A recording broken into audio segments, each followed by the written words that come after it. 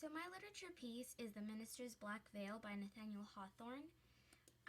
This story takes place in Milford, New England. So the story goes, a well-liked minister comes to Mass on the Sabbath with a black veil covering his face. The townspeople immediately begin to gossip and spread rumors and explanations about what he possibly did to wear this black veil.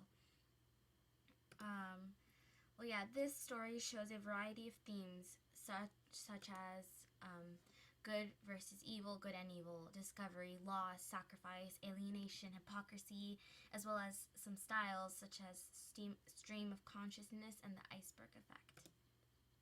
These are the quotes I chose for The Minister's Black Veil. If I had my face for sorrow, there is cause enough, and if I cover it for secret sin, what mortal might not do the same?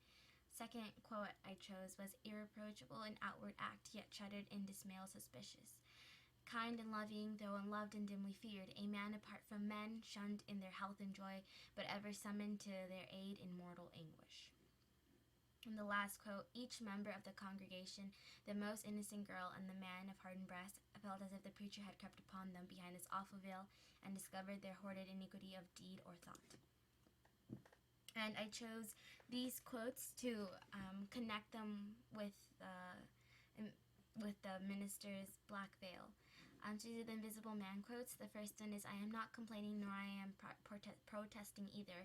It is sometimes advantageous to be unseen, although it is most often rather wearing on the nerves. The second quote, it's really long, so it's the quote that describes him and his war against the monopolized light and power and how he's stealing light from them. And the last one, I thought it was really awesome. The last quote I chose was, then in my mind's eye I see the bronze statue of the college founder, the cold father symbol, his hand outstretched in the breathtaking gesture uplifting a veil that shudders in hard metallic folds above the face of a kneeling slave, and I am standing puzzled, unable to decide whether the veil is really being lifted or lowered more firmly in place, whether I'm witnessing a revelation or a more efficient blinding. So I made connections with both of these. The hypocritical people, judgment, criticism, light versus dark, alienation, and actions taken. They are all connections that I saw very clearly through both literature pieces. So many people, for hypocritical people, you will find them in both texts very clearly. Many people think that the main focus of the minister's black veil is the reason for why the minister wears the black veil, when actually the focus is on the reaction of the townspeople themselves. It's the ambiguity that makes their reactions to the veil demonstrate their hypocritical nature. All the townspeople have avoided him and showed him no respect or pity, making them all hypocrites. They all wear black veils, or so to speak, and expect love, respect, and pity for whatever the veil represents or hides.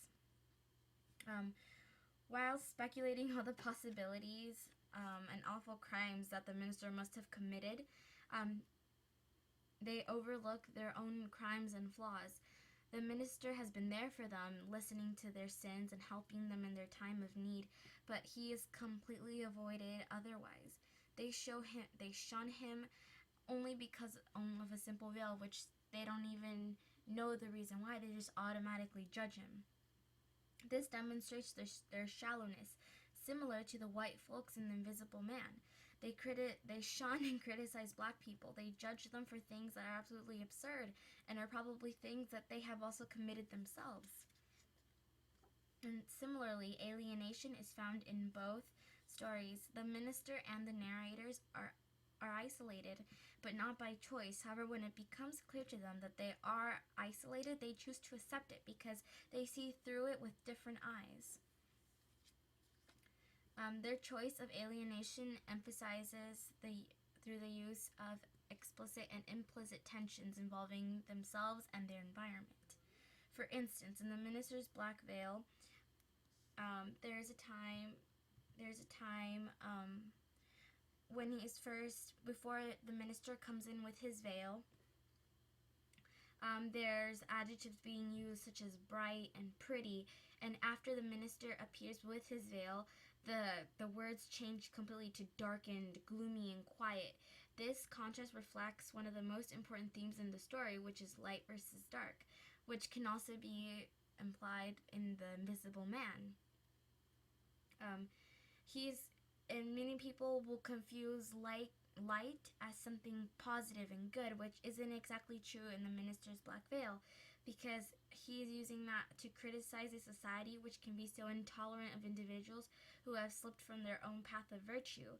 And they seem deeply concerned with increasing discipline and exercise over other people, when they need to look back on themselves and they need to not judge, because they're completely being hypocritical.